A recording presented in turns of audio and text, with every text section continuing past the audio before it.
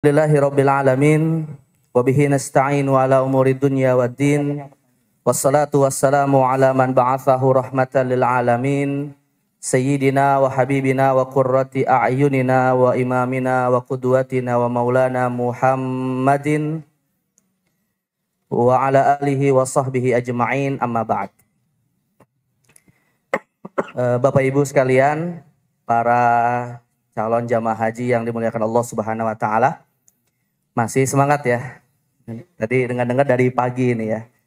Tapi kalau ikut pelatihan persiapan dari pagi sudah capek, wah ini saya khawatir nanti pas berangkat hajinya nggak kuat ini, Pak. Nah, haji lumayan lama kan, dari tanggal 8 Tarwiyah sampai mabit di Mina itu kan lumayan lama itu, berhari-hari ya. Jadi mudah-mudahan setelah pelatihan di Indonesia ini juga untuk melatih bukan hanya secara keilmuan tapi juga secara fisik, insya Allah ya. Dan alhamdulillah kita bersyukur pada Allah Azza wa Jal pada kesempatan di siang menjelang sore hari ini kembali kita diberi taufik oleh Allah untuk bisa hadir di majelis ilmu yang tentu kita berharap mudah-mudahan ini majelis yang diberkahi oleh Allah Subhanahu wa taala. Majelis yang setiap detiknya akan menjadi saksi nanti di hadapan Allah untuk kita bisa berharap ridho dan surganya. Dan juga alhamdulillah terlebih hari ini kita juga berada di pertengahan bulan Rajab, salah satu bulan yang mulia, satu di antara 4 bulan haram, yang mana setiap amal ibadah yang dilakukan di dalamnya dilipat gandakan oleh Allah Subhanahu wa taala. Ya. Dan juga alhamdulillah kita berada di bulan Januari tahun 2024 ya, yang mana mungkin ada sebagian orang jemaah sekalian mengatakan sekarang ini bukan tahun 2024 tapi tahun 2023A, karena angka 4 itu angka sial. Nah itu makanya tahunnya 2023A. Tapi alhamdulillah di DT liftnya masih ada angka 4 nggak liftnya? Di lift ada angka 4 nggak? Ada lantai 4 nggak? Oh nggak ada ya. Bukan karena angka 4 angka sial ya. Karena di beberapa perkantoran itu Pak ya, kalau melihat tuh ya, liftnya itu lewat itu angka 4-nya, nggak tahu kemana itu Pak. Ya, 1, 2, 3, 3A, 5. Nah, makanya ada sebagian orang mengatakan sekarang ini bukan tahun 2024 tapi 2023A. Tapi bagi seorang muslim tentu tidak boleh punya keyakinan seperti ini ya. Karena ini maknanya kita sudah bersuudzon kepada Allah Subhanahu wa taala. Dan karena itu juga saya ingin mengingatkan nih, karena insya Allah mungkin Bapak Ibu sekalian kan akan berangkat haji tahun 2024 gitu ya. Nanti kalau misalnya ya kita berharap sih selamat, aman dan nggak ada masalah gitu ya. Tapi seandainya misalnya Allah uji, jangan salahin 2024-nya Pak. Ya. Karena nggak ada kaitan tentang angka atau waktu itu dengan kondisi-kondisi yang kita hadapi di dunia ini gitu ya. Tapi kita semua serahkan kepada Allah Subhanahu wa taala ya. Baik, Bapak Ibu sekalian dimakan Allah Subhanahu wa taala. Saya diminta untuk memberi materi seputar fikih toharoh atau fikih bersuci. Ya mungkin materinya juga tidak semua tentang fikih toharoh ini kita bahas ya, yang sifatnya mungkin praktis-praktis saja. Karena ini juga bekal ilmu yang harus kita kuasai dalam aktivitas haji kita ya. Sebab di antara syarat dari sahnya ibadah haji itu kan salah satunya sama seperti sholat. Ya, kata Nabi SAW, at-tawafu bil baiti sholatun illa annallahu ahalla fihil kalam. Bahwa tawaf itu hukumnya sama seperti sholat. Ya, terkait dengan harus suci dari hadas, suci dari najis ya. Hanya yang membedakan kita boleh ngobrol, kata Nabi SAW. Ya, dan yang namanya tawaf tidak harus menghadap kiblat. Ya, bayangkan kalau tawafnya harus menghadap kiblat terus itu kan ini posisinya. Coba saya nggak kebayang nih kalau tawaf itu harus menghadap kiblat itu ya. Tapi para ulama sepakat harus dalam kondisi suci sebagaimana kita mau sholat. Nah artinya berdasarkan hadis ini bisa kita simpulkan bahwa kesucian atau toharo itu juga menjadi hal penting ketika kita menjalankan ibadah haji. Ya. Nah namun karena materi tentang fikih toharo ini mungkin cukup banyak. Ini ibu-ibu, oh ada ya satu ya. Ada 2 ya. Jadi saya mungkin akan mengawali Bapak-Ibu sekalian dengan mengenal terlebih dahulu apa saja sih ruang lingkup fikih toharoh. Ya, jadi kita kalau belajar fikih toharoh itu sebenarnya A sampai Z-nya itu bahas apa? Ya, A sampai Z-nya itu bahas tentang apa? Yang mana sebenarnya kalau dalam kitab-kitab fikih toharoh tuh cukup detail dibahas ya mas kalian. Bahkan di dalam beberapa kitab fikih toharoh itu tidak hanya terkait dengan ibadah, tapi juga ada kaitannya dengan bab muamalah. Ya, misalnya seperti dalam masalah akad jual beli, tidak boleh memperjualbelikan benda najis misalnya. Padahal kan namanya jual beli itu ibadah atau muamalah? Muamalah. Tapi terkait dengan status bendanya yang tidak boleh benda najis. Maka ketika kita belajar tentang fikih muamalah yang salah satu syaratnya bukan benda najis, berarti kita pun harus tahu apa itu benda najis. Gitu ya. Balik lagi ke fikih toharoh. Gitu. Nah makanya sebenarnya pembahasan fikih toharoh sangat luas, bukan hanya dalam bab ibadah, bahkan sampai terkait muamalah juga. Bahkan bukan hanya dalam bab muamalah Bapak sekalian, sampai kepada pembahasan pernikahan. Ya. Sampai dalam bab pernikahan juga ada bab toharohnya. Misalnya adalah suami tidak boleh menggauli istri ketika dalam kondisi haid. Nah pertanyaannya, haid itu apa? Dibahas dalam fikih toharoh. Jadi kaitannya lagi kembali kepada bab nikah. Ya. Nah jadi maka kita harus tahu nih apa saja ruang lingkup dalam fikih toharoh. Ya. Setidaknya ruang lingkup fikih toharoh itu ada 3. Kita bisa bedakan dalam 3 bentuk. Yang pertama adalah hukum-hukum seputar media toharoh atau media bersuci. Yang kedua adalah prakteknya, praktek bersuci. Dan yang ketiga ada pembahasan yang sifatnya pelengkap. Kalau dalam istilah para ulama itu disebut dengan mulhaq. Ya, mulhaq itu pelengkap saja, ya, bukan menjadi tema inti. Ya. Nah, kalau terkait dengan medianya, maka media bersuci itu umumnya menggunakan 2 media, air dan tanah. Ya, air dan tanah. Walaupun nanti kalau kita membahas tentang air dan tanah ini sebenarnya akan ada ketentuan-ketentuan seputar air yang seperti apa, ya, tanahnya bagaimana gitu kan. Tapi saya mohon maaf mungkin pada sesi ini saya tidak menjelaskan masalah air lah ya. Insya Allah semua udah pada tahu kan air itu apa ya. Nggak perlu didefinisikan air itu. Jadi ya apa air yang bisa dipakai untuk kita bersuci biasanya kayak gitu ya. Nah jadi nanti kita lebih fokusnya sih kepada masalah ini apa namanya, masalah ini kalau pakai apa pointernya yang mana ya? Ini. Oh ini. Jadi kita mungkin akan fokus di masalah yang kedua ini nih, praktek bersuci ya dari 2 sisi, praktek bersuci dari najis dan praktek bersuci dari hadas. Dan nanti lebih fokus lagi sebenarnya saya akan memfokuskan dalam bab hadasnya saja. Ya, karena ini terkait dengan ritual yang menjadi salah satu syarat dari ibadah-ibadah kita termasuk ibadah haji. Ya. Jadi artinya tidak semuanya kita bahas, nanti fokusnya di bab hadas saja. Tapi ini di awal saya ingin menyampaikan secara global dulu. Kemudian yang ketiga adalah materi yang sifatnya pelengkap. Nah kalau pelengkap ini Bapak Ibu sekalian terkait dengan sunnah-sunnah fitrah dan hukum-hukum tentang darah wanita. Ya. Jadi sebenarnya sih inti dari pembahasan fikih toharoh itu cuma 2. Bersuci dari najis dan bersuci dari hadas. Itu aja inti dari pembahasan fikih toharoh.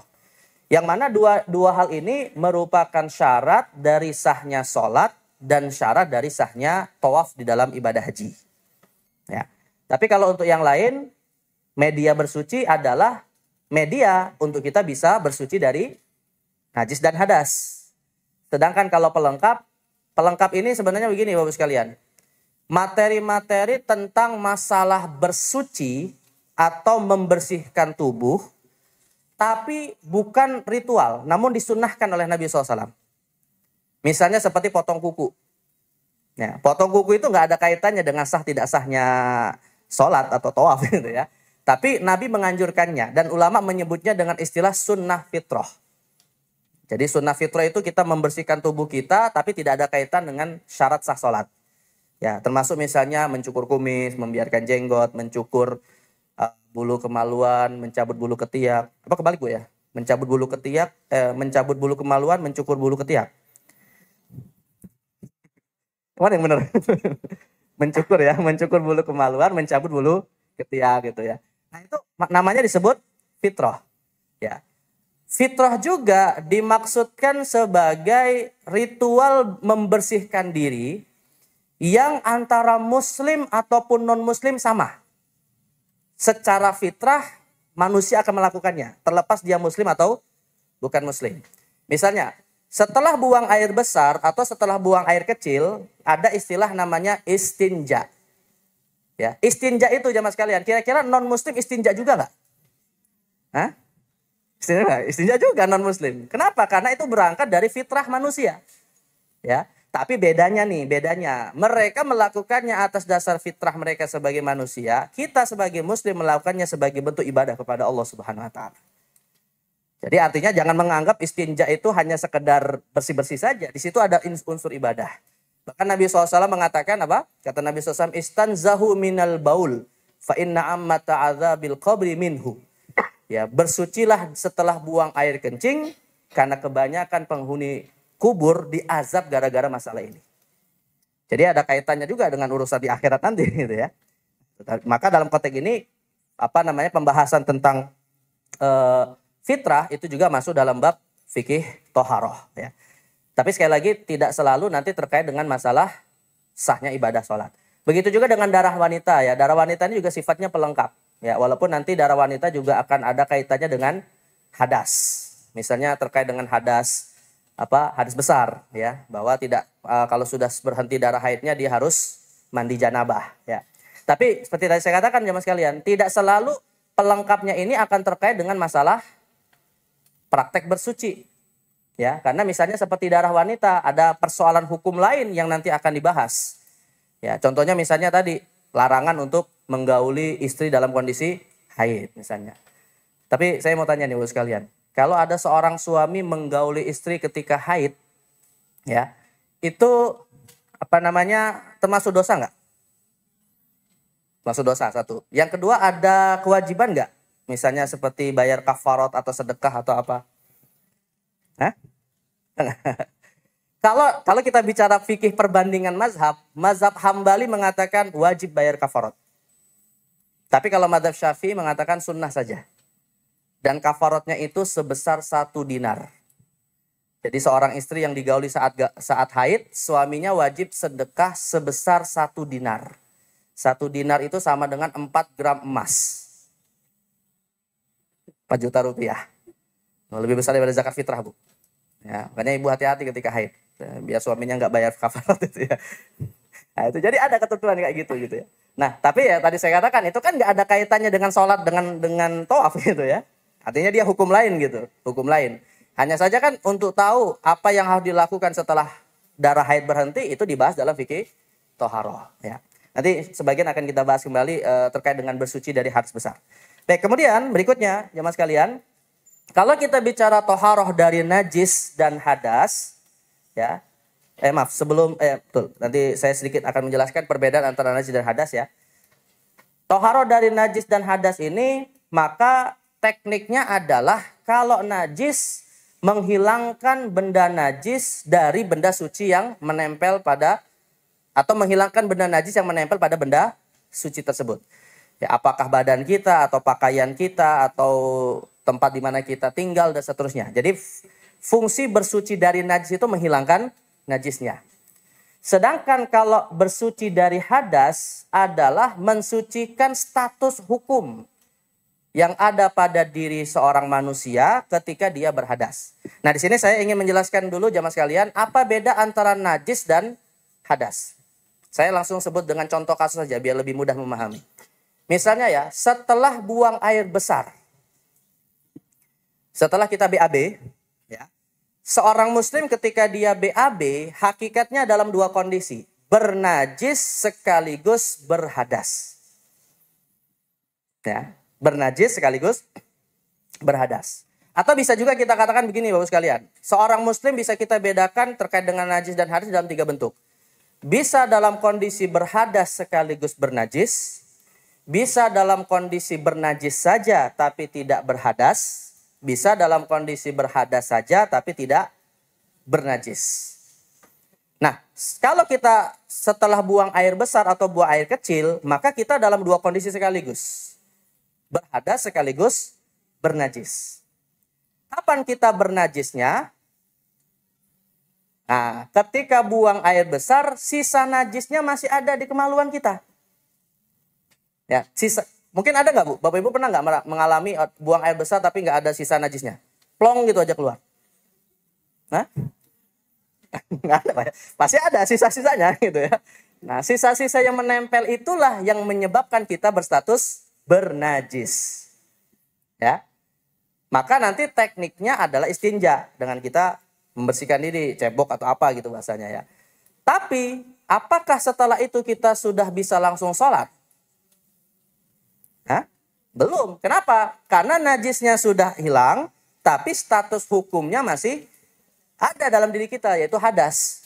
Nah, hadas itu munculnya kapan? Ketika kotoran itu keluar dari kemaluan.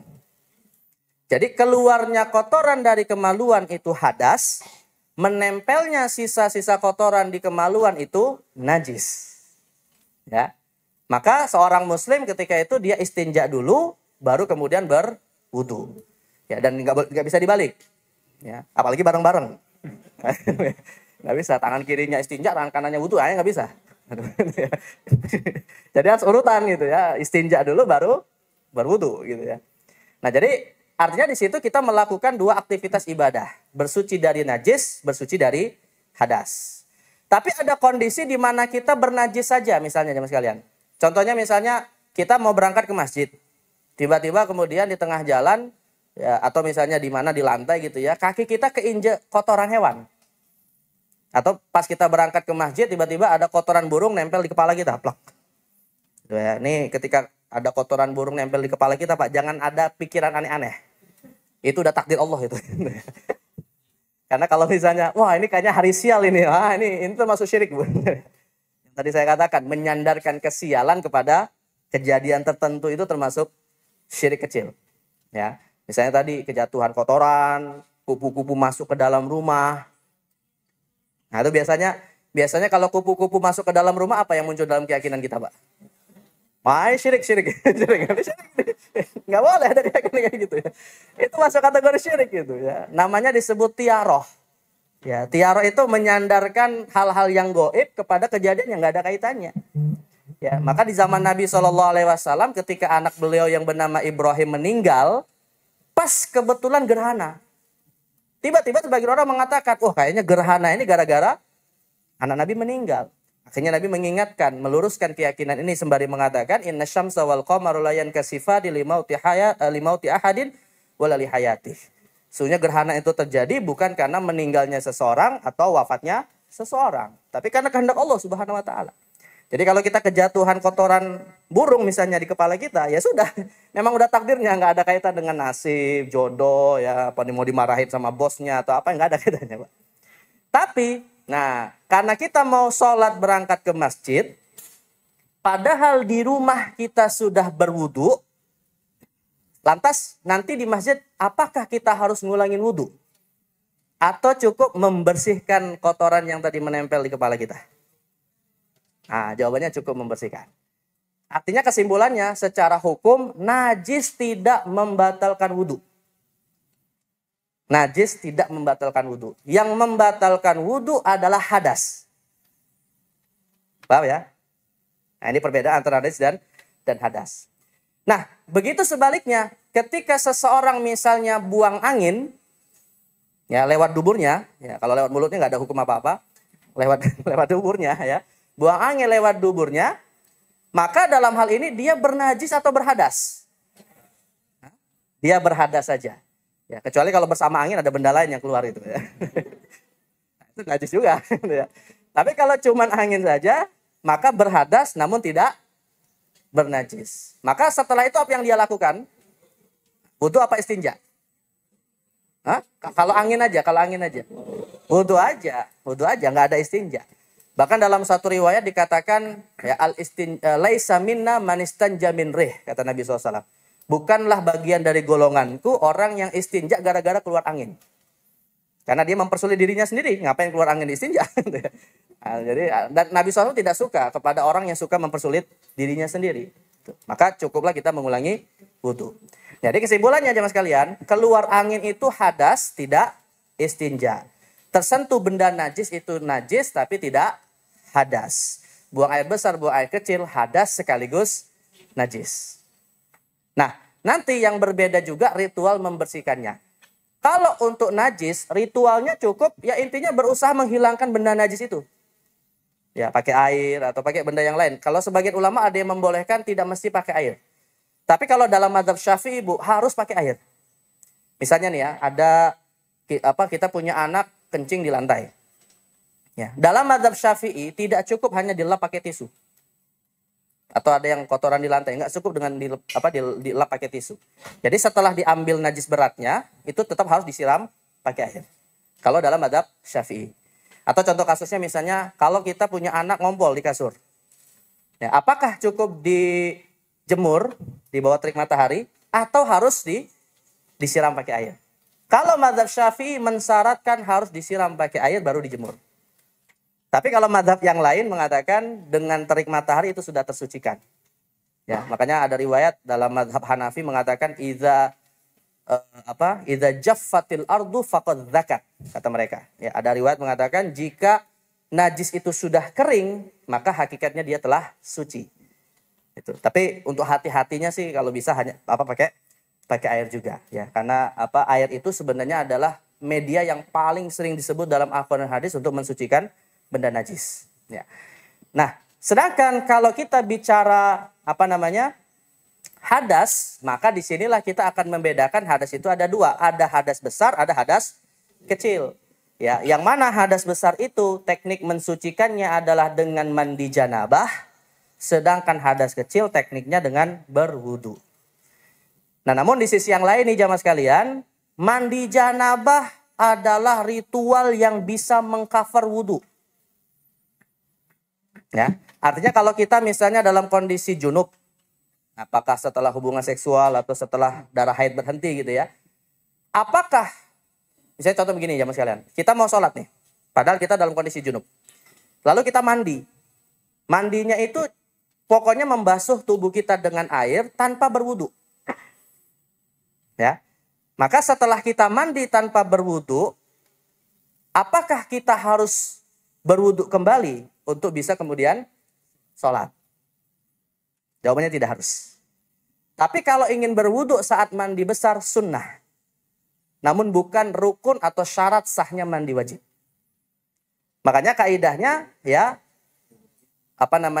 dalam kaidah fikih dikatakan al-aqall yadkhulu fil aktsar. Perkara yang kecil itu tercover oleh perkara yang besar. Jadi artinya di dalam mandi itu sudah menggugurkan kewajiban wudu. Ya, walaupun dalam praktek mandinya kita tidak berwudu. Yaitu hukumnya sunnah saja. Maka nanti setelah kita mandi, ya, lalu kemudian kita setelah mandi tadi boleh nggak kita langsung sholat? Nah, belum boleh. Harus tutup aurat dulu. Ya, iya Pak. Mandi tiba-tiba langsung sholat ya nggak mungkin. Gitu. Harus tutup aurat, harus masuk waktu sholat, ya, harus menghadap kiblat, ya. Ada syarat lain yang harus dipenuhi gitu ya. Tapi tidak harus ngulangin wudu gitu ya. Itu sunnah saja hukumnya ya. Nah, jadi intinya mandi besar itu sudah mengcover wudu ya. Nanti teknik cara bagaimana mandi besar akan saya jelaskan ya. Bagaimana mandi besar itu dilakukan akan saya jelaskan, termasuk wudu juga. Nah, kalau kemudian mandi besar tidak bisa dilakukan, begitu juga dengan wudu karena mungkin ketiadaan air, apalagi kalau misalnya jamaah haji nanti sulit mencari air misalnya ya. Misalnya pas wukuf di Arafah tiba-tiba mimpi basah. Wah, ini mau mandi kemana nih? Karena ribet ini gitu kan. Maka ada keringanan namanya. Nah, jadi artinya ritual bersuci dari hadas itu ada 3. Mandi, wudu, tayamum. Tapi sisi yang menyamakan jemaah sekalian, tayamum itu ritualnya sama. Apakah sebagai pengganti mandi atau sebagai pengganti wudu? Jadi Bapak Ibu sekalian kalau pas lagi junub, nggak ada air, tayamumnya bukan dengan cara berlumuran dan berguling-guling di atas tanah, bukan. Kan kayak gitu. Jadi ini mentang-mentang junub, semuanya badannya di nggak kayak gitu ya. Artinya nanti praktek tayamumnya itu sama, mau dia dalam rangka mengganti mandi atau mengganti wudhu, itu sama saja. Nanti akan saya jelaskan praktek teknisnya seperti apa. Tapi ada satu kasus nih yang mau saya tanyakan dulu nih ya. Bagaimana kalau kita dalam kondisi junub? Berarti kan junub itu kalau ada air harus dibasuh seluruh tubuh ya dengan air. Tapi pas kita mau mandi airnya hanya cukup untuk berwudu. Nah, ayo gimana nih Pak? Nah, ini misalnya cukup untuk berwudu. Padahal kita junub. Apa yang harus kita lakukan? Hah? Wudu seadanya, basuh-basuh seadanya gitu. Hah? Tayamum atau pakai apa? Kain. Kain dilap-lap gitu, Pak. Nah, ini. Memang ada 3 pendapat nih Bapak sekalian. Ada 3 pendapat. Ya. Pendapat yang pertama mengatakan, ya sudah airnya tidak dianggap langsung tayamum. Ya, karena memang pakai air pun nggak cukup gitu kan, maka langsung tayamum. Pendapat yang kedua menggunakan kaidah ma la yudraku kulluhu la yutraku kulluh. Apa yang tidak bisa diambil semuanya jangan ditinggalkan semuanya. Artinya apa yang ada sudah dipakai untuk membasuh yang bisa dibasuh, walaupun tidak terbasuh semuanya. Nah, pendapat yang ketiga ini yang saya pilih dan kebanyakan diambil oleh para ulama termasuk mantan mufti di Arab Saudi Syekh Muhammad bin Shalih Al-Utsaimin. Beliau mengatakan menggabungkan antara wudhu dan tayamum. Jadi artinya wudhu terlebih dahulu, ya, lalu kemudian karena harusnya dibasuh seluruh tubuhnya, tapi kemudian air tidak cukup, ya, lalu berwudhu, maka yang tidak terbasuh ini di cover dengan tayamum. Jadi mirip seperti gini Bapak sekalian, mirip seperti ada jenazah, ya, misalnya jenazah korban kebakaran. Nah, jenazah korban kebakaran ini misalnya 90% tubuhnya rusak, kena api, kebakaran gitu ya. Tapi masih ada sebagian tubuhnya yang kalau kena air saat dimandikan itu tidak berbahaya. Maka yang masih bisa dimandikan itu dimandikan, sedangkan setelah itu ditayamumi. Jadi yang tidak bisa dibasuh air itu diganti dengan tayamum. Maka pendapat yang kedua ini menggabungkan antara wudhu dan tayamum.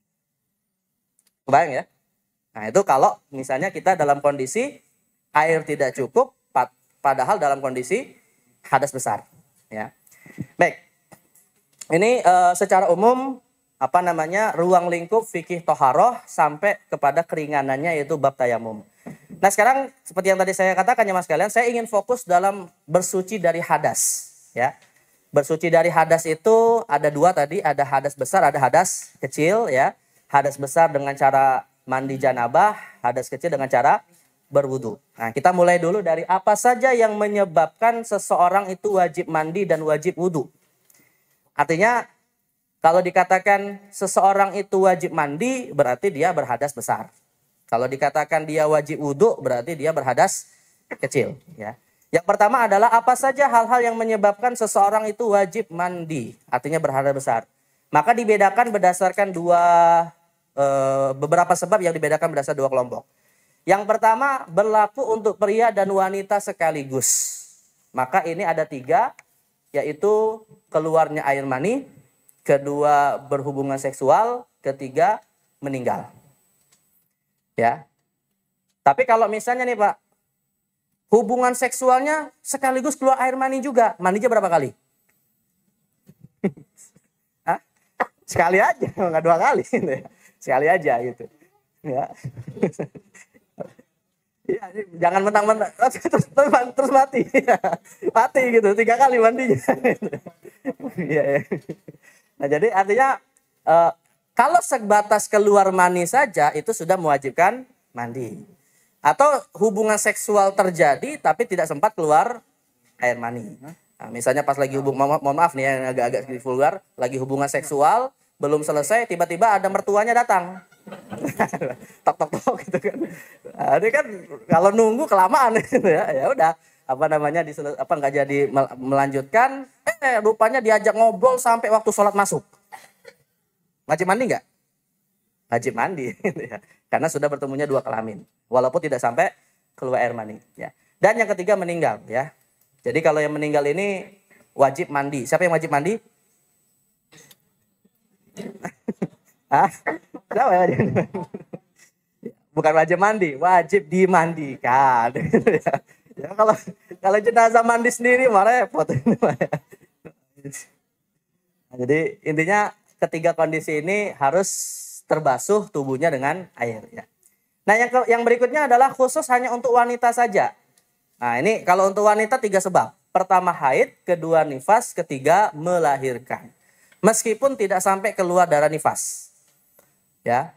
Kecuali jemaah sekalian, kalau keluarnya itu lewat proses sesar. Kalau lewat proses sesar, maka tidak dalam kondisi hadas besar. Kecuali kalau darah nifasnya keluar. Ya, tapi biasanya sih mungkin walaupun sesar kemungkinan akan keluar darah nifas. Namun seandainya tidak terjadi di mana darah nifas tidak keluar, anak dikeluarkan lewat proses pembedahan di perutnya, tidak dalam kondisi hadas besar. Artinya sholat langsung tetap wajib dilakukan. Walaupun dalam kondisi duduk seperti orang sakit. Ya, nggak perlu mandi dia. Karena kenapa? Yang menyebabkan wajibnya mandi itu adalah keluarnya darah atau keluarnya bayi. Dan bayi itu dianggap menyebabkan mandi besar karena bayi itu bersumber dari air mani.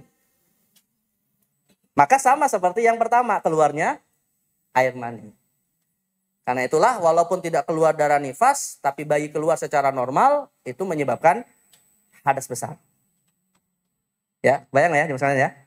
Nah ini apa namanya? Keenam sebab di mana seseorang itu wajib mandi ya. Baik, kemudian yang mewajibkan wudhu. Ya, apa saja yang mewajibkan seseorang harus berwudu. Tapi sebelumnya saya tanya dulu jamaah sekalian. Sebenarnya wudu itu syarat sah sholat atau rukun? Hah? Nah, saya katakan wudu itu bukan syarat sah, bukan rukun. Kok bisa? Karena syarat sah sholat itu, ya tadi, syarat wudu itu bukan syarat sah sholat, bukan rukun. Tapi syarat sah sholat itu suci dari hadas. Oh, iya. Caranya gimana? Wudu. Contoh bisa begini Bapak sekalian. Kita misalnya sholat maghrib. Sudah, artinya dalam kondisi suci kita sholat maghrib nih ya. Lantas kemudian, biasanya kan kalau beberapa masjid ada pengajian itu. Antara maghrib sampai isya. Nah setelah kita sholat maghrib, lalu kita kemudian langsung melanjutkan ke sholat isya, tidak lagi wudu. Karena masih dalam kondisi suci, belum batal wudu kita. Maka apakah harus ngulangin wudu pas sholat isya? Nggak harus. Makanya syarat sah sholat itu suci dari hadas, bukan wudu. Ya. Ya. Ini banyak orang salah nih, syarat sah itu wudu gitu ya. Makanya ayat Al-Quran yang menjadi dalilnya, Allah berfirman dalam surah Al-Maidah, ya ayyuhalladzina amanu idza qumtum ilas sholati faghsilu wujuhakum. Wahai orang yang beriman, jika kamu hendak mendirikan sholat, maka basuhlah wajahmu. Itu ditafsirkan oleh para ulama tafsir seperti Imam As-Suyuti. Jika kamu hendak mendirikan sholat dan kamu dalam kondisi berhadas, maka berwuduklah. Gitu. Tapi kalau misalnya tidak dalam kondisi berhadas, nggak ngulangin wudhu, nggak masalah. Karena kita masih dalam kondisi suci. Ya. Tapi kalau ingin mengulangi wudhu, itu afdol. Namanya disebut dengan al-wudhu alal wudhu.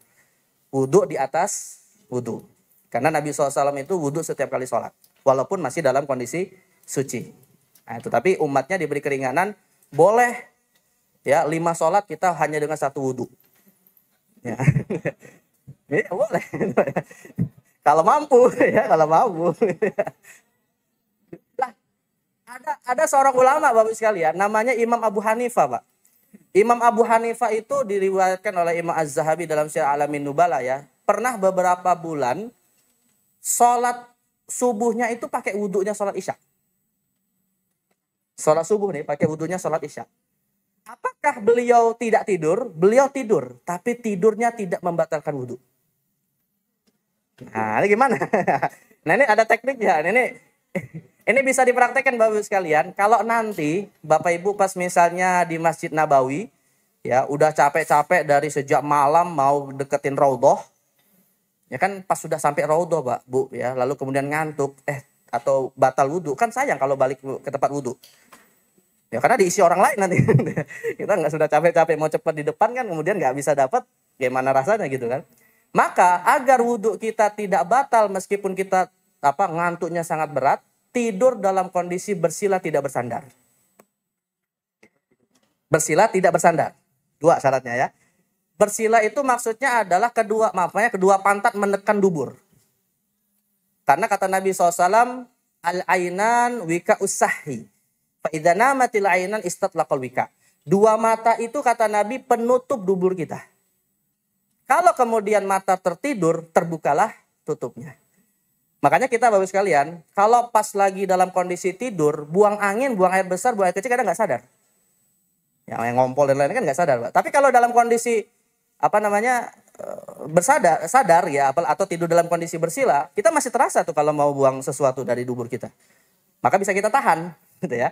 Nah, karena itulah pembatal wudhu sesungguhnya itu bukan tidur sebenarnya, tapi keluarnya sesuatu dari kemaluan. Makanya saya ingatkan kepada para bapak-bapak pas sholat Jumat, kalau memang niat mau tidur ketika khutbah, iya, kalau ini ya kan, ya mungkin capek Pak gitu kan, dari pagi kerja gitu kan, wah, ini kayaknya kesempatan tidur pas khutbah aja nih, gitu ya. Maka tidurnya jangan bersandar ke tembok. Ya, tidurnya langsung depan mimbar khotib. Itu nggak batal wudhu, nggak batal wudhu. Sekalipun sampai ngorok, tinggal nanti setelah bangun nahan malu aja. Tidurnya nggak batal Pak. Ya, makanya saya sering mengatakan ya, tembok-tembok masjid itu pembatal wudhu. Iya, tidurnya nyandar gitu ya. Karena kan saya kadang ada jadwal khutbah Jumat itu kadang sambil merhatiin yang tidur-tidur di tembok. Ini saya ragu ini wudhu lagi apa enggak nih pas sholat Jumat gitu. Padahal batal itu wudhunya gitu. Nah, jadi makanya kalau kita ingin tidak batal wudhunya walaupun sampai tertidur, dua tadi syaratnya. Ya, duduk bersila menekan pantat kita, dan yang kedua tidak bersandar. Nah, itu ya. Baik ya, ini wudhu itu statusnya sebagai pengangkat hadas, bukan syarat sah sholat ya. Nah, adapun apa saja yang mewajibkan kita wudhu, artinya ketika kita dalam kondisi hadas kecil, apa saja yang mengharuskan kita harus berwudhu ya. Atau apa saja yang menyebabkan wudhu ya, yang menyebabkan wudhu. Ini saya sebenarnya Bapak sekalian menggunakan pendekatan mazhab Syafi'i. Ya, nanti bisa saja nanti saya akan sampaikan adanya pembatal wudhu yang lain berdasarkan mazhab yang lain. Tapi kalau ingin memfokuskan kepada mazhab Syafi'i, hanya 5 saja yang membatalkan wudhu. Yang pertama adalah keluarnya sesuatu dari kemaluan, meskipun bukan benda najis. Misalnya Bapak Ibu sekalian ketelan cincin. Ya. Keluar cincin. Keluar dari dubur ya cincin gitu. Itu batal wudhunya, walaupun cincinnya nggak berlumuran kotoran. Walaupun masih bersih gitu ya, langsung pakai lagi gitu. Itu nggak batal wudhu ya. Maaf, bukan nggak batal wudhu, batal wudhu ya, tapi cincinnya nggak najis ya. Yang penting keluar sesuatu dari kemaluan ya. Makanya nggak usah cincin ya, angin aja keluar batal wudhu gitu ya. Apalagi benda sesuatu gitu kan. Nah, makanya saya tanya nih jemaah sekalian, kopi luwak itu halal nggak?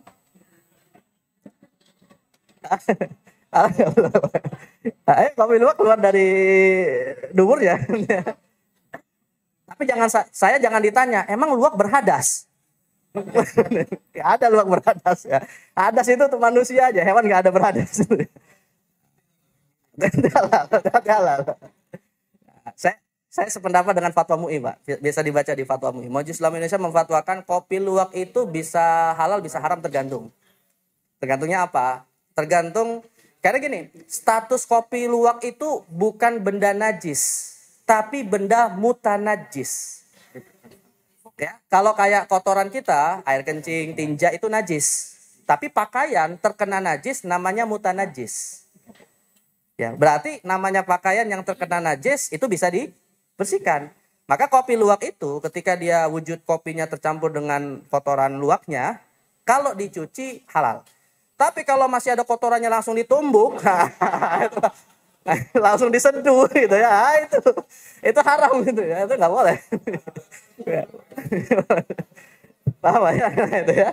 Nah, jadi maka bedakan antara najis sama mutanajis.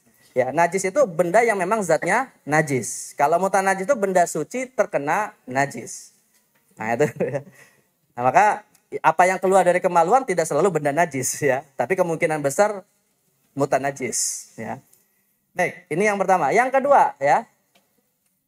Nah, yang kedua adalah tidur, tapi tadi tidak tetap yang tadi saya sebutkan, Pak. Tidur bersandar, tidur terlentang gitu ya. Nah, itu membatalkan wudu ya. Tapi kalau tidurnya mutamakin, kalau dalam istilah fikih mutamakin itu dia tegap. Tegap di sini maksudnya adalah bisa menahan keluar sesuatu dari duburnya. Maka ini tidak membatalkan wudu. Ya, walaupun sampai ngorok, sampai kepalanya tertanduk-tunduk gitu ya, itu enggak batal wudu ya. Ya, walaupun. Karena di zaman Rasulullah itu, Bapak sekalian, pernah Nabi Muhammad itu ya kalau sholat isya, Bu. Nabi Muhammad itu kalau sholat isya, disebutkan dalam hadis riwayat Imam Muslim, yusholil isya ahyanan ahyanan. Rasul itu kadang sholat isya itu suka mempercepat di awal waktu, tapi kadang suka menunda. Tergantung ketika jamaahnya sudah banyak atau belum. Sampai kata Anas bin Malik, kami saat itu menunggu Nabi keluar dari rumahnya untuk sholat isya, itu sampai tertidur tertanduk-tanduk. Gitu ya, sambil nunggunya lama Rasul keluar. Ketika kemudian Nabi datang, akhirnya sebagian besar kami itu langsung sholat tidak mengulangi wudhunya. Berarti kan berdasarkan hadis ini tidur itu tidak membatalkan wudhu sebenarnya kan. Tapi tidur yang membatalkan wudhu adalah tidur yang berpotensi keluarnya sesuatu dari kemaluan. Nah, dan kondisinya adalah ketika bersandar atau terlentang. Baik, kemudian yang ketiga jemaah sekalian. Nah, kalau tidur yang tidak tetap saja bisa batal, apalagi yang lebih dari itu. Ya, hilang akal karena mabuk, pingsan, atau gila yang sifatnya tidak permanen ya. Orang kena penyakit epilepsi misalnya kadang kambuh, kadang sadar gitu ya. Maka otomatis wudhunya batal. Ya. Nah, kemudian yang keempat adalah menyentuh kemaluan dengan telapak tangan. Ya, ini dalam madzhab Syafi'i pembatal wudhu. Tapi telapak tangan Pak ya, Bu ya. Ya, kalau misalnya Bapak Ibu kemaluannya lagi gatel digaruk pakai sikunya, nggak batal. Itu nggak batal. Walaupun tersentuh gitu ya. Walaupun tersentuh. Karena yang batal kalau apa? Telapak tangan. Itu pun telapak tangan yang depan. Kalau misalnya belakangnya nggak batal. Ya, makanya kadang gini Pak, kita kalau sudah mandi gitu ya. Kadang kalau kita sudah mandi itu bisa saja tersentuh dan seterusnya kan. Nah, itu nggak batal kalau yang menyentuh bukan telapak tangan. Jadi sekali lagi yang batal kalau yang menyentuh telapak tangan. Ya. Kemudian yang kelima adalah yang membatalkan wudhu menyentuh lawan jenis non mahram. Jadi kalau yang disentuh adalah mahram seperti ibu kita, anak perempuan kita itu tidak batal wudhunya. Dan persentuhan antar kulit. Kalau dalam madzhab Syafi'i terlepas ada syahwat atau tidak ada syahwat. Termasuk yang membatalkan wudhu kalau yang disentuh istri atau suami. Apalagi istri atau suami orang lain. Jadi istri atau suami sendiri kalau dalam madzhab Syafi'i ini, saya tegaskan dalam madzhab Syafi'i itu membatalkan wudhu karena istri atau suami bukan mahram. Sebab kalau suami istri itu mahram, jangan nikah. Kan mahram itu artinya apa Pak? Yang nggak boleh dinikahi kan? Nah, tapi catatannya begini Bapak sekalian, yang dimaksud mahram yang tidak boleh dinikahi itu mahram yang selamanya. Karena ada mahram selamanya, ada mahram sementara. Ya, jadi kalau kita menyentuh mahram selamanya itu tidak batal wudhu. Seperti mertua, menantu. Ya, mertua dan menantu itu mahram selamanya, Pak. Sekalipun kedua anaknya bercerai. Jadi nggak ada istilah mantan mertua, nggak ada istilah mantan menantu. Ya, walaupun bercerai itu tetap mahram sampai selamanya. Karena nggak boleh menikah. Tapi mahram sementara, misalnya seperti saudara ipar. Ya, menyentuh saudara ipar batal wudhu. Karena dia mahram sementara. Ya, karena kita kan nggak boleh menikahi saudara ipar kita Pak, kalau masih terikat pernikahan dengan saudaranya, gitu kan, saudara dari saudara ipar kita, ya istri kita, saudara dari saudara ipar kita, ya istri kita. Nah itu kita nggak boleh. Tapi kalau bercerai atau kemudian istri kita meninggal, maka boleh menikah dengan saudaranya. Apa bahasa kita Pak biasanya nyebutnya? Nah, tergantung sih Pak, kalau ke atas naik ranjang ya, kalau ke bawah turun ranjang. Ya tergantung siapa yang dinikahi kan, bisa kakaknya bisa adiknya gitu kan. Nah itu jadi artinya yang dimaksud menyentuh mahram tidak batal wudhu itu kalau mahramnya selamanya. Dan sebenarnya antara mahram selamanya dengan mahram sementara yang paling banyak itu mahram sementara. Kalau mahram selamanya sih mungkin bisa dihitung berapa orang itu. Tapi mahram selamanya mahram sementara itu yang paling banyak. Siapa misalnya selain ipar? Mahram yang sementara, hari ini nggak boleh dinikahi, besok-besok boleh dinikahi. Selain saudara ipar. Banyak Pak, istri-istri tetangga.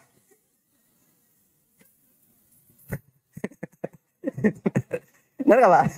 Benar Pak, ya kalau masih punya suami nggak boleh dinikahi, udah punya suami. Tapi kalau udah bercerai baru boleh dinikahi gitu ya. Itu mahram sementara itu ya. Nah jadi yang dimaksud, yang ingin saya perjelas, yang dimaksud dengan mahram di sini mahram selamanya. Ya, jadi non mahram ataupun mahram sementara kita sentuh kulitnya membatalkan wudhu dalam mazhab Syafi'i. Tapi kalau seandainya nih, wah nanti saya di saat tawaf misalnya, ya bertemu dengan jutaan manusia, kayaknya sulit sekali menghindari persentuhan lawan jenis. Ya, apalagi kalau laki-laki kan pakai diselempangkan itu ya, itbat namanya ya, pakaian ihramnya itu. Kemungkinan tersentuh dengan siapapun, atau mungkin bisa saja pegangan sama istri. Ya, karena mungkin kalau di tengah ribuan atau jutaan manusia nggak pegangan sama istri, hilang kemana istrinya kan repot ini Pak. Dan nggak mungkin kan diikat pakai tali gitu kan berdua. Ya, dia bisa jadi pegangan sama istrinya gitu kan. Nah, maka boleh nggak saya pindah mazhab? Nah, sementara. Ya. Saya katakan Pak, berpindah mazhab itu sebenarnya boleh kata para ulama fikih, tapi dengan 2 syarat.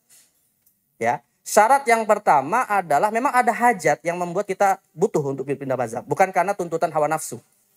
Ya, kalau kita berpindah mazhab karena hawa nafsu, ya itu artinya beragama dengan hawa nafsu. Nah, itu nggak boleh. Dan yang kedua, harus tahu mazhab yang kita ikuti.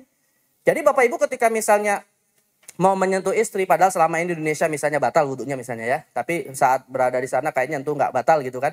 Jangan mengatakan begini Pak, wah mungkin ada ya mazhab yang mengatakan nggak batal gitu ya. Itu nggak bisa. Itu namanya bukan ilmu. Jadi harus ada pondasi ilmu. Karena nanti kalau bertemu malaikat munkar dan nakir, siap nanya, siap jawab. Ya, ini kenapa kamu kok nyentuh istri padahal batal wudhunya? Saya ikut mazhab Hambali, wahai malaikat. Udah selamat. Nah kayak gitu. Tapi kalau misalnya, wah saya nggak tahu, ngeliat orang kayak gitu ya ikut-ikutan aja. Nah ini nggak bisa. Ya, jadi syarat berpindah mazhab itu 2. Pertama ada hajatnya, kedua apa? Ada ilmunya. Nah disinilah mungkin saya boleh menyarankan ya sebenarnya jamaah haji itu juga perlu belajar fikih perbandingan mazhab yang dibutuhkan secukupnya. Misalnya terkait dengan sholat berjamaah gitu kan. Ya jangan sampai kan otomatis kita akan banyak ketemu dengan perbedaan-perbedaan ibadah di sana. Jadi jangan sampai nih pulang-pulang ke Indonesia akhirnya membuat kesimpulan. Ada 2 kemungkinan kesimpulannya. Tentang masalah kunut subuh misalnya. Ya, dia bisa mengatakan kayaknya kunut subuh ini selama ini salah. Karena saya di sana dapetnya imamnya nggak pernah kunut subuh semua. Atau sebaliknya. Ya kayaknya saya besok nggak usah berangkat lagi lah umrah atau haji, itu imam-imamnya Wahabi semua tuh pakai kunut. Hah? Itu dua-duanya cara berpikir perbedaan yang keliru. Ya, jadi kita harus memahami di sana tidak pakai kunut karena mazhabnya Hambali, di sini mungkin kebanyakan masjidnya pakai kunut karena mazhab Syafi'i. Dan dua-duanya insya Allah benar di hadapan Allah, tinggal berebutan siapa yang dapat 1 pahala dan siapa yang dapat 2 pahala. Dan itu urusan Allah, bukan urusan kita. Ya, tapi yang pastinya nggak akan dapat pahala kalau nggak mengamalkan semuanya. Nah itu, karena nggak beragama artinya, ya, mau apa yang mau dijalanin gitu kan. Nah, jadi nggak sholat subuh, itu malah nggak dapat pahala ya. Nah jadi ini saya menegaskan ini mazhab Imam Syafi'i. Kalau mazhab yang lain Pak, misalnya mazhab yang lain itu ada yang mengatakan mutlak tidak batal wudhu menyentuh non mahram. Misalnya seperti mazhab Hanafi, terlepas ada syahwat atau tidak ada syahwat. Itu mazhab Hanafi. Tapi mayoritas ulama mazhab Maliki dan Hambali berpendapat menyentuh non mahram yang membatalkan wudhu kalau ada syahwat. Meskipun istri sendiri. Ya, jadi ada tiga sebenarnya pendapatnya. Pertama mutlak batal, itu mazhab Syafi'i. Yang kedua mutlak tidak batal, itu mazhab Hanafi. Yang ketiga tergantung ada syahwat atau tidak ada syahwat. Kalau tidak ada syahwat tidak batal, kalau ada syahwat batal. Nah itu mazhab Maliki dan Hambali. Nah mana yang sebaiknya diambil? Kalau saya pribadi Pak, mengambil sikap kehati-hatian kalau bisa dilakukan. Yaitu mazhab Syafi'i di mana kita tidak menyentuh. Tapi kalau misalnya tadi dalam kondisi ada hajat dan kedaulatan, silakan berpindah ke mazhab yang lain. Ya. Baik, ini pembatal wudhu dalam mazhab Syafi'i. Sebenarnya ada juga pembatal wudhu dalam mazhab yang lain ya. Mungkin saya cukupkan saja di mazhab Syafi'i ini. Misalnya dalam mazhab Syafi'i itu dalam mazhab yang lain itu Pak, termasuk membatalkan wudhu. Contohnya misalnya kalau mimisan. Misalnya nanti kalau kita berangkat haji nih Pak, pas lagi musim yang sangat panas misalnya ya, terik gitu. Kalau dalam mazhab Syafi'i, mimisan tidak membatalkan wudhu. Tapi bisa membatalkan sholat. Kalau darahnya tidak langsung bersihkan. Dibiarkan saja dia menetes misalnya sampai ke bajunya gitu ya. Batal wudhunya, batal sholatnya, tapi wudhunya gak batal. Nah sedangkan kalau mazhab Hambali mengatakan wudhunya batal, sholatnya batal. Nah ini sebagai wawasan saja ya. Pendapat yang agak aneh itu yang ketiga, mazhab Hanafi. Mazhab Hanafi itu mengatakan mimisan membatalkan wudhu tapi tidak membatalkan sholat.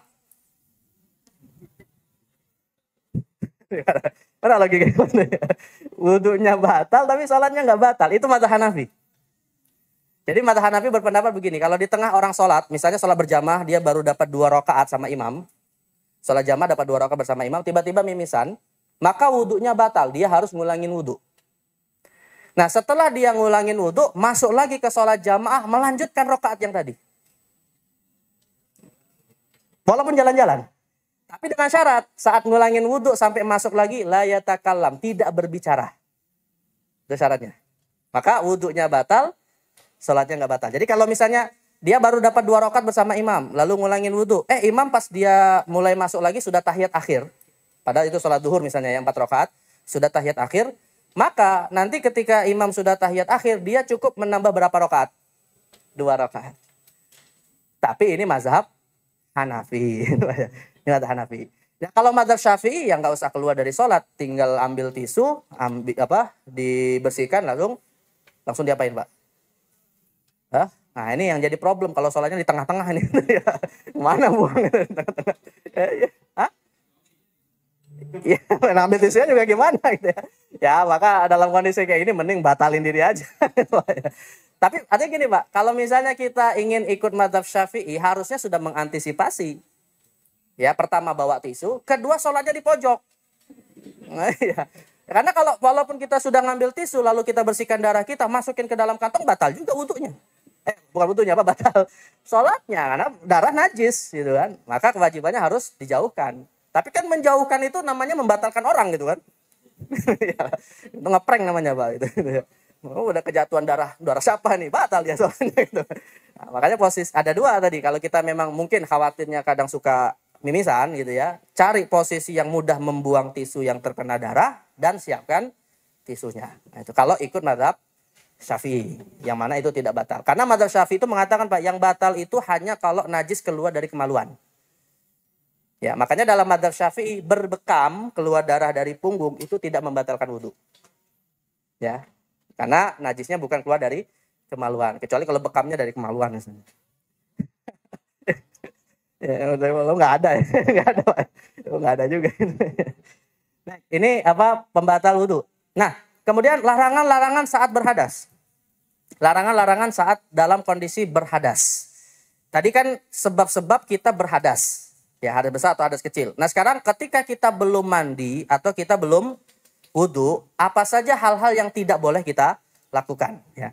Yang pertama jemaah sekalian, ketika dalam kondisi hadas besar, ini dibedakan sebab junub atau haid dan nifas juga, atau secara khusus hanya haid dan nifas, bukan karena junub seperti 3 hal yang di awal kita sebutkan. Nah, kalau dalam kondisi junub, haid dan nifas, maka dilarang jelas mendirikan sholat, nggak boleh, sholat wajib ataupun sholat sunnah ya. Ibu-ibu kalau misalnya pas lagi sholat sudah tahiyat akhir tiba-tiba darah haid keluar, lanjut atau batal Bu? Batal, jangan lanjutin Bu. Tapi Bu, saya kasih catatan, diingat sholat ini nanti harus diulangi setelah suci. Ya. Kenapa? Karena ibu sudah wajib sholat, karena sudah mendapati waktu sholat. Tapi tidak bisa dilanjutkan, karena dalam kondisi haid. Maka jatuhnya sholat itu wajib diqodok nanti setelah suci. Paham ya? Ini yang banyak wanita ini lupa. Banyak lupa ya. Dengan sholat Bu, nah itu ya. Harusnya diqodok. Malah kalau menurut pendapat kebanyakan ulama, kecuali mazhab Hanafi, menurut Syafi'i, Maliki dan Hambali, kalau haidnya di waktu asar dan belum sempat sholat asar, nanti qodoknya asar dan zuhur.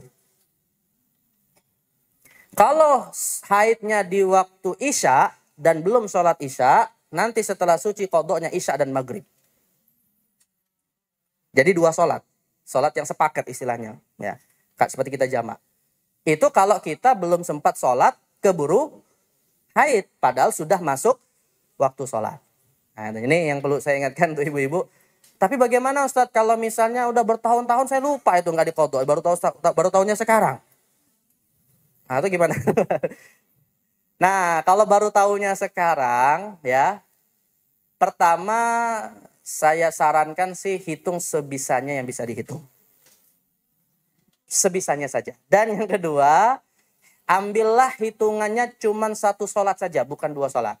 Mengikuti mazhab Imam Abu Hanifah. Karena Imam Abu Hanifah itu mengatakan qadanya hanya 1 saja. Bukan 2 paket yang tadi saya sebutkan. Ya, nanti kalau ditanya malaikat, jawab saja, saya ikut mazhab Hanafi. Nah, gitu. Ya, ini saya sarankan untuk bisa jawab. Biar kalau disalahkan Imam Abu Hanifah yang disalahkan, bukan kita. Dan insya Allah ulama nggak disalahkan kalau dasarnya dari ijtihad dan metode yang diterima. Ya. Itulah enaknya jadi orang awam, Pak. Ya, benar, Pak. Ya. Itu ada jadi orang awam. Gitu ya. Jadi kalau kita salah ya disalahin ulama yang kita ikuti. Gitu, Pak. Walaupun ya ulama ada nilai tersendiri, gitu ya. Ulama ada ilmu. Intinya sih yang penting itu tahu kemampuan diri lah, gitu ya. Karena kata Sayyiduna Ali, halakamru'un man lam ya'ri qadrahu. Celakalah orang yang nggak paham tentang dirinya sendiri. Ya. Baik, nah jadi itu terkait dengan sholat ya.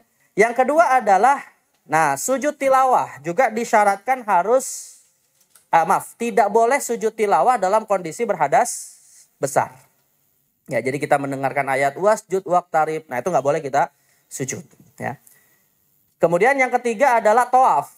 Nah, nanti akan saya sebutkan juga ada hadis mengatakan begini Bapak sekalian. Kalau misalnya nih ada jamaah perempuan tiba-tiba haid ketika sedang melakukan aktivitas haji dan belum tawaf nih ya, maka nanti boleh dia melakukan semua ritual haji kecuali tawaf. Nanti tawafnya diqadha setelah suci. Tapi kalau alhamdulillah haidnya muncul setelah tawaf ifadah nih ya, tawaf yang rukun, maka alhamdulillah tinggal disempurnakan, hajinya selesai. Artinya yang tidak boleh bagi jamaah haji perempuan itu cuma 1 saja, melakukan tawaf. Tapi wukuf di Arafah, sa'i, mabit di Muzdalifah, mabit di Mina, lempar jamarot, itu tidak dilarang di dalam ketika haid. Jelas ya usulan ya. Nah, jadi tidak boleh tawaf bagi orang yang junub atau haid. Nah, yang ketiga, yang berikutnya adalah kalau dilarangnya khusus hanya ketika haid dan nifas. Berarti ini berlaku untuk siapa, Pak? Perempuan saja ya, perempuan saja. Jadi bapak-bapak kalau keluar darah haid jangan Bapak ada keluar darah nggak, Pak? Hah? Kalau bapak-bapak misalnya keluar darah, itu darahnya darah apa? Nah, kalau ada laki-laki keluar darah, jangan tanya haid atau nifas. Tanya ke dokter ngapain keluar. Karena itu penyakit itu. Waliyadzubillah kalau kena penyakit kayak gitu. Jadi ini khusus untuk wanita. Ketika dalam, rupanya saya lupa. Masih ada lagi. Ya, kemudian yang dilarang juga dalam kondisi junub, haid, dan nifas menyentuh mushaf Al-Quran. Ya, menyentuh kitab Al-Quran ini nggak boleh. Bahkan kalau dalam mazhab Syafi'i itu cukup keras dalam masalah ini. Nggak boleh bawa tas isinya Al-Quran. Meskipun nggak disentuh dalam mazhab Syafi'i. Kecuali kalau isi tas itu bukan hanya Al-Quran. Misalnya ada benda-benda yang lain, maka boleh. Artinya yang dilarang dalam mazhab Syafi'i membawa benda yang secara khusus untuk membawa Al-Quran. Itu pun nggak boleh. Jadi bukan hanya menyentuhnya saja. Ya. Ini saking kerasnya untuk memuliakan mushaf Al-Quran. Kemudian yang kelima, melafadzkan ayat-ayat Al-Quran. Dalam kondisi berhadas besar nggak boleh. Kecuali kalau ayat Al-Quran yang dilafadzkan itu diniatkan sebagai zikir dan doa. Nah, misalnya kita membaca Rabbana atina fid dunya hasanah sebagai doa. Atau ayat kursi dibaca sebelum tidur. Nah, itu nggak ada masalah. Karena yang tidak boleh itu adalah melafadzkannya sebagai tilawah. Ya, sebagai tilawah. Ya.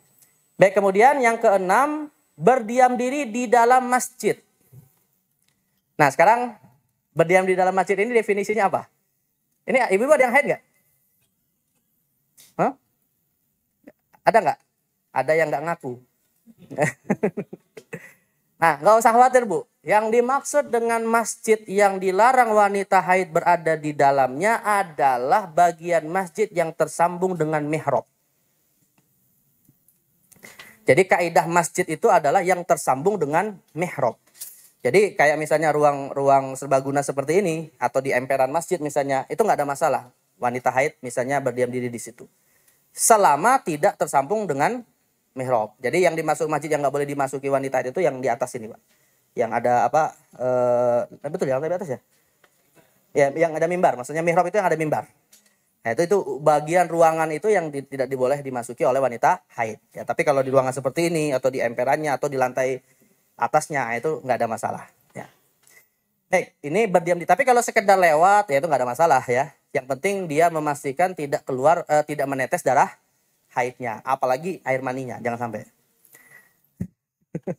Mungkin Pak ada orang air maninya netes-netes di masjid. Kalau ada wah repot. Baik, kemudian khusus untuk haid dan nifas ya. Untuk haid dan nifas ini yang ada beberapa yang dilarang. Yang pertama berpuasa, puasa wajib atau puasa sunnah tidak boleh dilakukan wanita yang haid. Jadi ibu-ibu kalau misalnya, wah 5 menit lagi mau buka puasa, udah nyiapin kolak, tiba-tiba keluar darah haid. Ya, udah kasihan lo gitu. Artinya puasanya sah nggak? Nggak sah puasanya. Walaupun Ustaz tinggal 5 menit lagi, ya mau tinggal 5 menit, mau tinggal 1 menit gitu ya.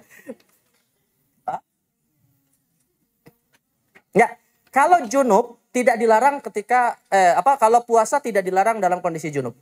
Ini khusus untuk haid dan nifas.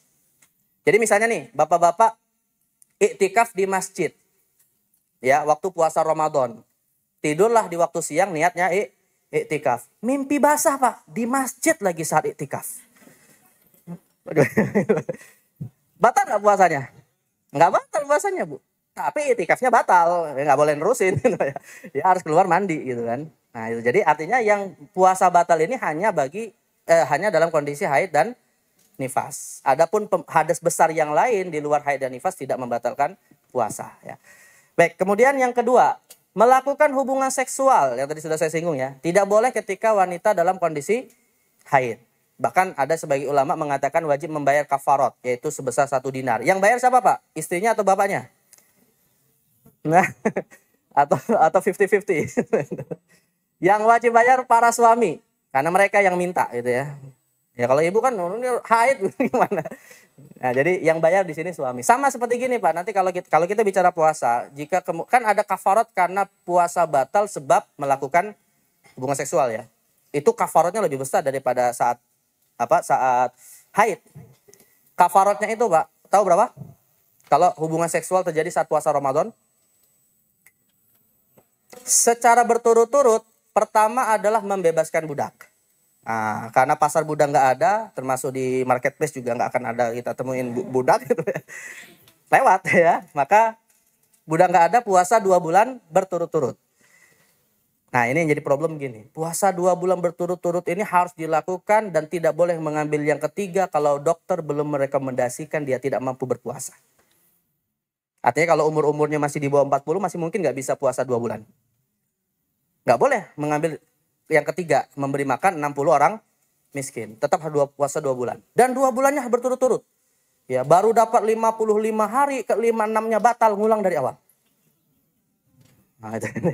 Makanya Pak, di Eropa itu pernah ada kasus mu'alaf yang masih muda, baru masuk Islam, baru pertama kali puasa Ramadan. Akhirnya dalam kondisi ya tadi melakukan hubungan seksual saat puasa Ramadan. Datang ke mufti Eropa yang sekarang menjadi ketua organisasi ulama internasional, namanya Syekh Al-Qurradaghi.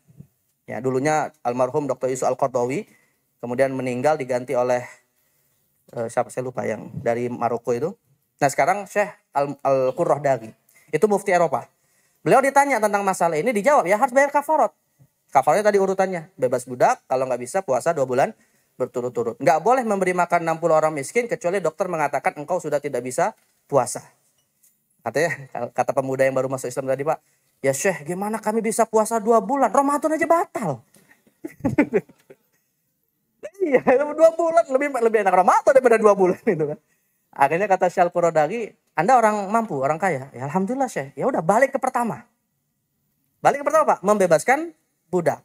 Tapi bukan lewat pembebasan budak. Sedekah senilai budak. Fatwa beliau saat itu. Sedekah senilai budak. Dan dikonversikan ke mata uang dolar nilainya $3.500 Amerika. Berapa tuh? Berapa? 3.500 kali 15.000 kurang lebih 75 juta. Atau 50 juta ya. Nah itu. Ini DT nyariin yang kayak gini aja Pak. 50 juta. Daripada zakat fitrah 2,5. Ini 50 juta. Nah, itu. Nah, makanya hati-hati yang baru nikah ketika Ramadan ya, diingatkan. Baik, jadi nggak boleh hubungan seksual saat nifas atau haid. Dan yang ketiga, yang ini juga perlu diketahui oleh para suami khususnya, tidak boleh seorang istri diceraikan saat dalam kondisi haid atau nifas. Jadi mengucapkan kata talak nggak boleh ketika haid dan nifas. Nah, jadi kalau bapak-bapak misalnya lagi emosi, jangan langsung ngucapin kata cerai. Tanya dulu sama istrinya. Itu tanya dulu. Kamu lagi haid apa enggak? Gitu. Lagi haid mas. Ya udah nanti saya tunda. Tunda apa mas? Ya enggak nanti pokoknya. Ya alhamdulillah selesai lupa. Alhamdulillah enggak jadi dia diceraikan. Tapi begini pak, kalau saat haid diceraikan kata para ulama fikih semua sepakat cerainya sah tapi suaminya berdosa. Kalau terlanjur diucapkan saat istrinya haid, ucapan cerai diucapkan, cerainya sah tapi berdosa. Dan sebagian ada yang mengatakan wajib rujuk. Ya. Jadi intinya sih hukumnya haram diceraikan ketika haid ya. Baik, kemudian hadas kecil. Nah, kalau hadas kecil yang dilarang adalah sholat, sama seperti hadas besar, nggak boleh mendirikan sholat. Ya, jadi kalau misalnya pas tahiyat akhir lagi kebelet, ngapain Pak? Hah? Tahiyat akhir kebelet ini. Ditahan sampai salam atau gimana? Hah? Saya dapat cerita dari Ustadz Sarwat itu, yaitu Ustadz Sarwat itu pernah cerita kayak gini Pak. Jadi sudah dari tengah malam beliau itu duduk di Masjid Nabawi dekat Raudhah, posisi di di sop pertama. Nah, Raudhah itu kan jadi inceran jamaah haji kan. Sudah dari malam dia duduk di situ, azan sudah dikumandangkan, menjelang iqomat kebelet. Coba kan, ini pilihan berat ini Pak. Ya, kebelet mau bayar besar bayar kecil. Kalau dia harus ke toilet, apa yang ditunggu dari tengah malam nggak dapat. Tapi kalau misalnya tetap ditahan, ya nggak khusyuk sholatnya. Nah, akhirnya milih yang mana Pak? Kalau dalam kondisi seperti itu. Ini pilihan berat ini antara dua pilihan. Pilih yang mana kira-kira? Hah? Tahan sholat nggak khusyuk atau buang air besar nggak dapat sop pertama di Masjid Nabawi. Beliau akhirnya milih apa? Menahannya sampai selesai sholat. Ditahan sampai selesai sholat. Wah, ini jarang-jarang dapat masalah di rakaat pertama gitu kan. Di sop pertama gitu. Tapi kalau sholatnya di masjid DT, di masjid mana ya, mending berwudu dulu untuk buang hajat ya. Kemudian yang kedua, sujud tilawah juga sama, tidak boleh ketika hadas kecil. Yang ketiga, tawaf juga sama ketika hadas kecil, nggak boleh. Ya, keempat, menyentuh mushaf Al-Quran juga nggak boleh saat hadas kecil ya. Nah, yang berbeda itu adalah ini. Kalau kita bicara dengan kalau kita bandingkan dengan hadas besar, yang berbeda dalam kondisi berhadas kecil tidak dilarang melafadzkan ayat Al-Quran. Jadi kita boleh baca Quran ketika hadas kecil. Ya, yang penting tidak menyentuh mushafnya, tidak menyentuh kitabnya. Begitu juga berdiam diri di dalam masjid tidak masalah ketika hadas kecil. Tapi resikonya Pak, orang yang berada di dalam masjid dalam kondisi berhadas kecil, sholawat malaikat kepadanya berhenti. Ya, kata Nabi SAW, wal malaikatu tusolli alaihi madama fi musallahu malam yahdus. Malaikat terus bersolawat kepada orang yang berada di dalam masjid selama dia tidak berhadas. Artinya boleh berdiam di dalam masjid ketika hadas kecil, tapi sholawat malaikat berhenti. Ya. Nah, yang lainnya puasa, hubungan seksual, diceraikan itu nggak masalah. Baik, Punten Ustadz, untuk langsung sesi tanya jawab, karena waktu sudah jam 3 sore begitu kira-kira. Baik, untuk Bapak Ibu calon jamaah haji, kami persilakan untuk bertanya. Oke, Bapak yang satu ya.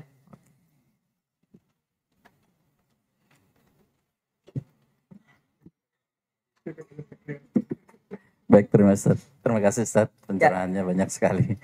Ada pertanyaan dari saya Ustaz, terkait mandi janabah itu bisa bukan menggantikan wudhu ya, tapi tidak perlu wudhu gitu. Tidak harus wudhu. Padahal kan di dalam aktivitas mandi tersebut kita ada menyentuh alat kelamin mungkin. Atau di tengah prosesi itu kita bernajis, keluar najis. Nah, walaupun nanti dilanjutkan dengan mandi ya. Apakah itu bisa cukup wudhu kita? Baik, saya langsung jawab atau? Saya ada pertanyaan lagi tadi.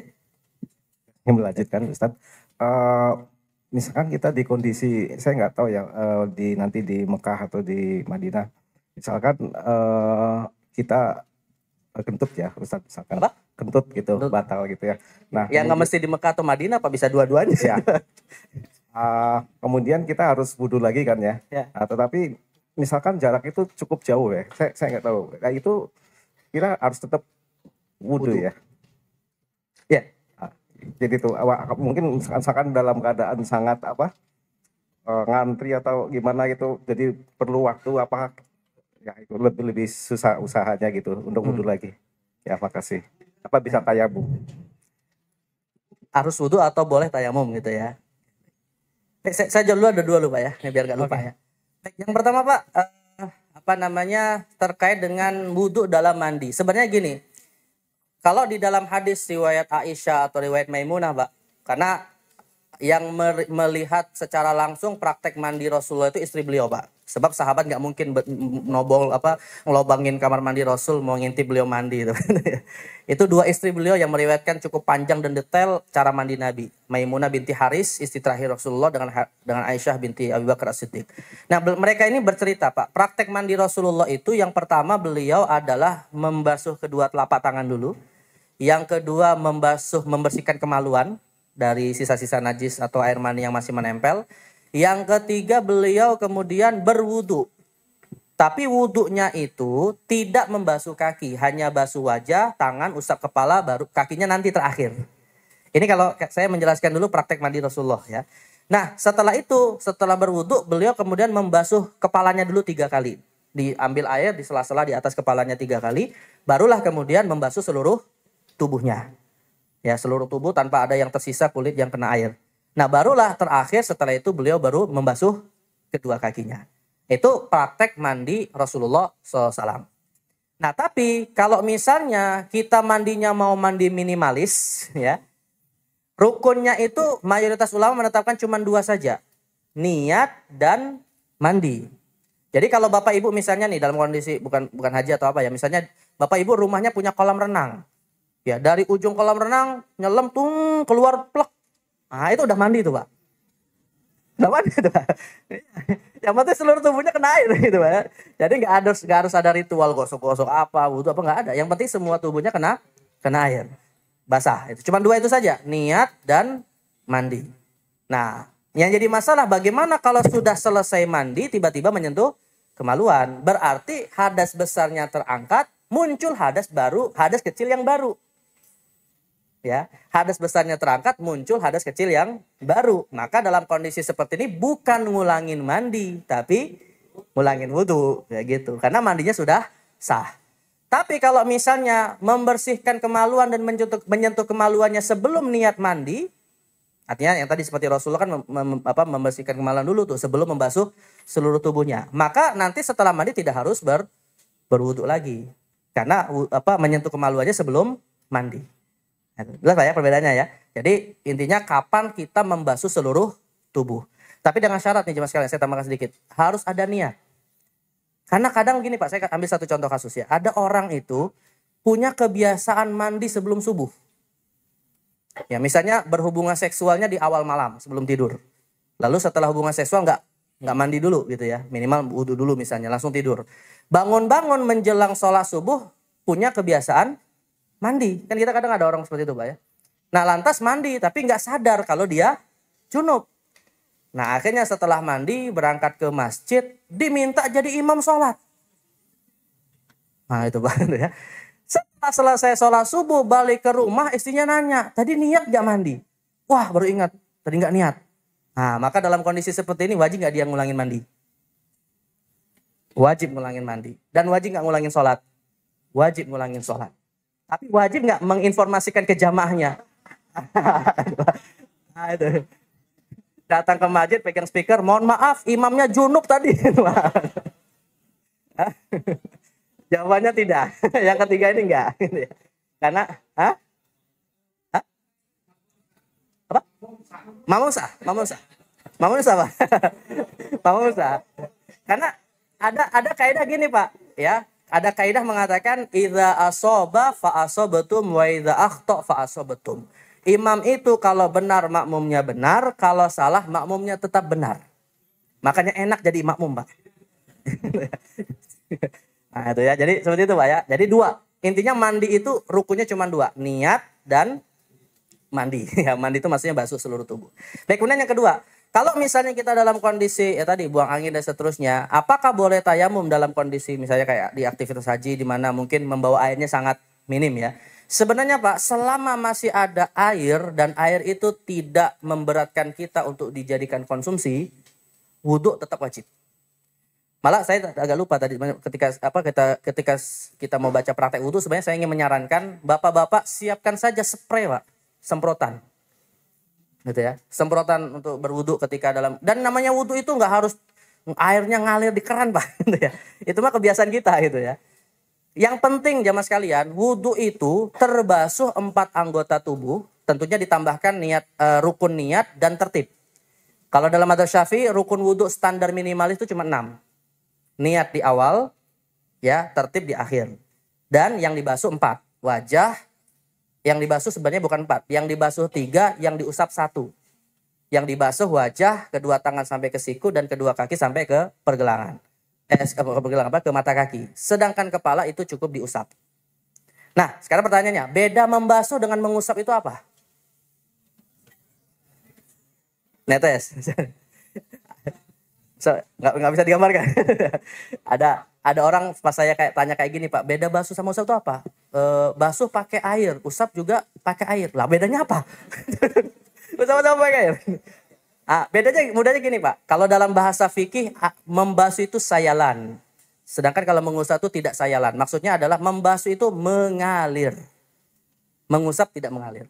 Jadi kalau kita demokan itu gini misalnya, air kita telungkupkan kedua telapak tangan kita kayak gini, kita tumpahkan air di telapak tangan kita ya, lalu ditumpahkan ngalir, itu namanya membasuh. Tapi setelah kita tumpahkan masih ada nggak sisa-sisa air di telapak tangan? Nah, itu namanya mengusap. Paham ya? Jadi untuk wudhu itu basuhnya hanya wajah, tangan dan kaki. Kalau kepala itu diusap, bukan dibasuh. Kalau dibasuh namanya kerimbat. Nah, bukan wudhu. Nah, jadi cukup diusap.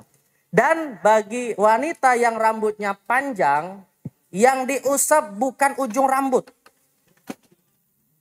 Ya, karena Al-Quran mengatakan, Pak, wamsahu biru usikum, usaplah kepalamu, bukan rambut. Jadi kalau perempuan rambutnya panjang, yang diusap harus di wilayah kepala. Jadi bukan ngusap bawah rambutnya kayak gini. Nah, kalau botak nggak punya rambut gimana? Nah, Al-Quran memerintahkan usaplah kepalamu, bukan rambutmu.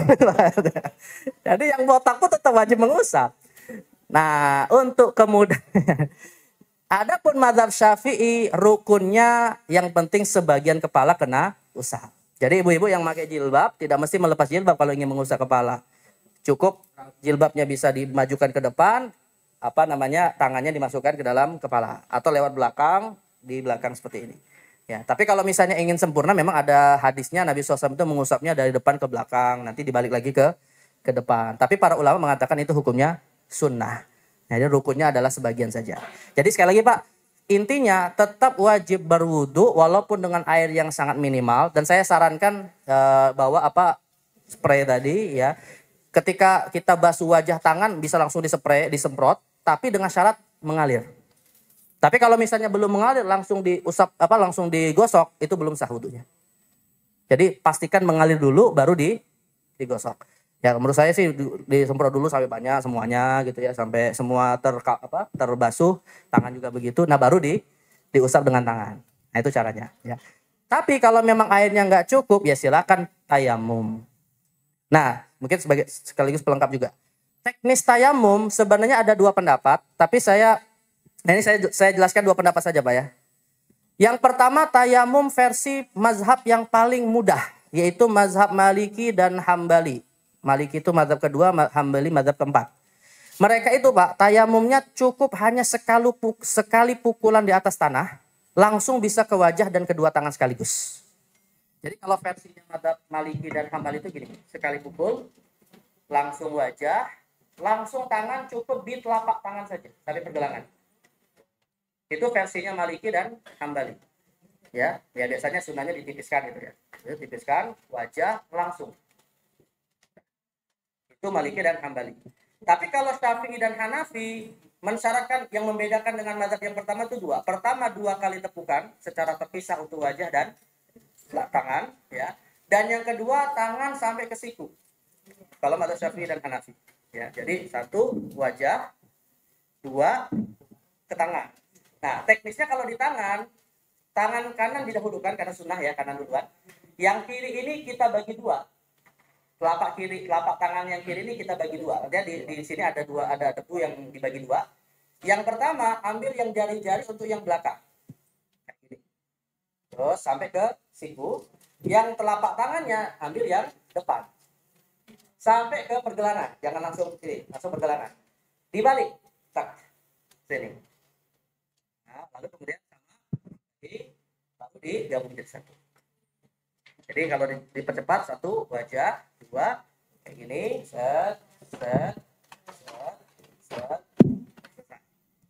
Itu versinya mazhab Syafi'i ya. Jadi kalau ibu-ibu misalnya kalau ibu-ibu khawatir terbuka auratnya di tempat yang terbuka, ikut mazhab Maliki nggak masalah, sampai ke pergelangan saja. Tapi kalau misalnya tempat tertutup mau sampai ke siku itu lebih afdol. Gitu ya. Baik ya. Ya, cukup ya. Baik, terakhir untuk sesi pertanyaan terakhir untuk ibu-ibu ya sebelumnya yang bertanya, alhamdulillah mendapatkan door prize ya Bapak, mohon diterima karya dari Ustadz Isnan juga. Baik, terakhir pertanyaan yang terakhir ya Ustadz ya. Oh ya. Menurut Ustadz, kalau memang air itu tersedia walaupun jauh, tadi kan dimungkinkan untuk tayamum. Kira-kira sebaiknya bagaimana? Apakah kita tayamum saja karena terutama pada saat tawaf biar bisa mengikuti alur yang sebelumnya, atau kita mengambil air wudhu saja? Ya. Sebaiknya bagaimana? Sebenarnya gini Bu, kalau masih memungkinkan berwudu, walaupun misalnya jaraknya agak jauh, tapi memungkinkan ya, dan itu tidak sampai menghabiskan waktu sholat misalnya, atau tidak sampai kemudian memberatkan dengan keberatan yang sangat berat gitu ya, maka wudhu tetap wajib dilakukan. Makanya tadi saya sarankan kalau tidak mau wudhunya tempat yang jauh, bawa apa tadi? Spray tadi gitu. Jadi pas misalnya kita di tengah tawaf baru dapat dua keliling gitu kan, tiba-tiba kentut misalnya kan, bisa saja itu. Udah wudhunya saat di situ saja gitu, di tempat tawaf langsung pakai spray tadi, lalu lanjutkan wudhu tawafnya dan seterusnya kayak gitu. Doa tidak kentut, saya nggak tahu tuh gimana doa tidak kentut.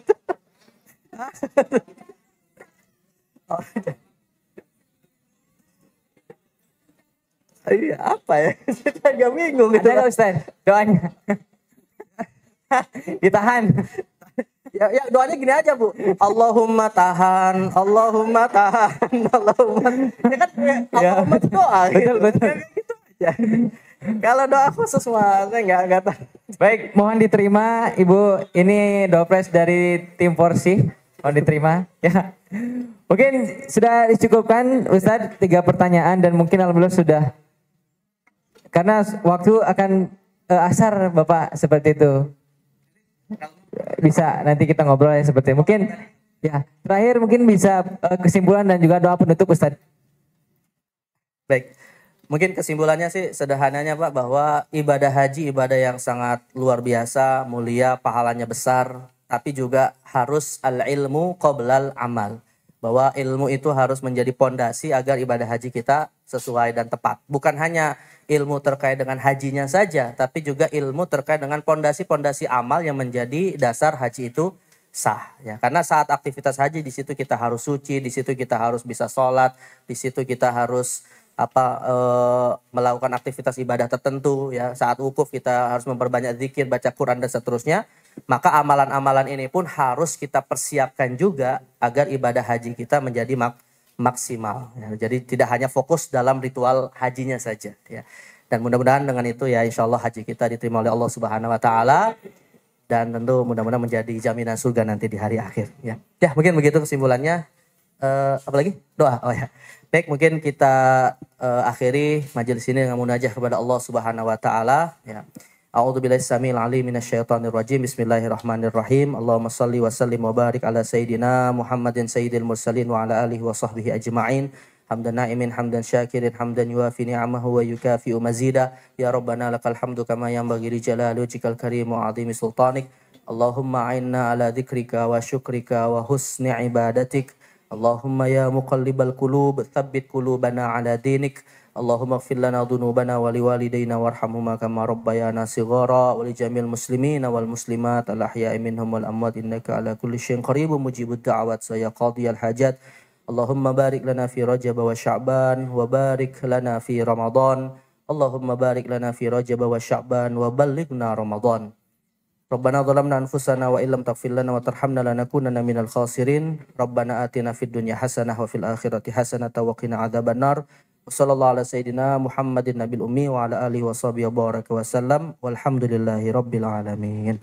Mohon maaf atas segala kurang khilaf. Assalamualaikum warahmatullahi wabarakatuh. Waalaikumsalam warahmatullahi wabarakatuh.